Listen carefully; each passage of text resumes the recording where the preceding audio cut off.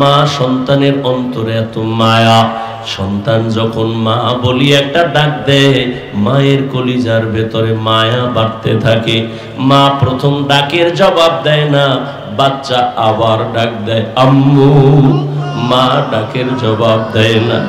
ডাকের জবাব না দেওয়ার মানে এইটা না যে সন্তানের মা ভালোবাসে না, বরং মা চায় তুই আরো ডাক দিবি, আবার মায়া আরো বেড়ে যাবে। মা সন্তানের ডাক শুনে তার বড় জবাব দেয় না, কারণ মায়ের অন্তরে মায়া। তুই যত আব্বু আব্বু আব্বু বলে ডাকবি, মায়ের অন্তরে মায়া বেড়ে যাবে। এক সময় সন্তান মাকে ডাকতে ডাকতে যার সাড়া না দিলে মা কান্না করে, বাচ্চা কান্না শুরু করে।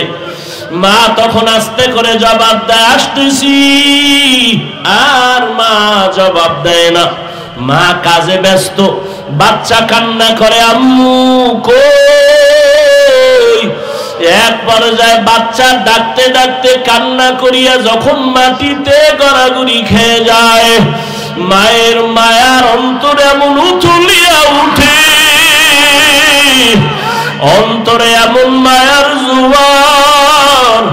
মা তখন রান্না কাজ ফালাইয়া একটা দৌড় দিয়া বাচ্চাটারে কোলে তুলিয়া নেয়, কোলে তুলিয়া ডাক দেয় বাবা কাঁদিও না, আসো। আরে আব্বা জানের কিনারায় আম্মা জান রাতের বেলা ঘুমের সময় মা গুনগুন করে কান্না করে। আব্বা জান বলে ও বিবি রাতের আধারে কেন কান্নার আওয়াজ? মা বলে আমার মনের কষ্টে আমি কান্না করি।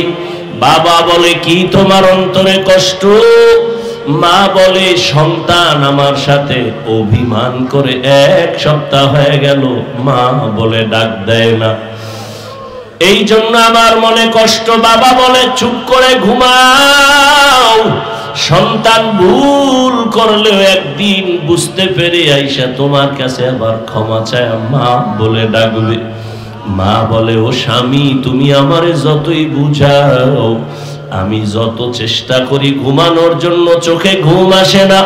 আমি খানা নিয়ে বসি, আমার মুখে খানা যায় না, কারণ আমার কাছে ঘুমের থেকে খানার থেকে সন্তানের মা ডাকে এত মজা।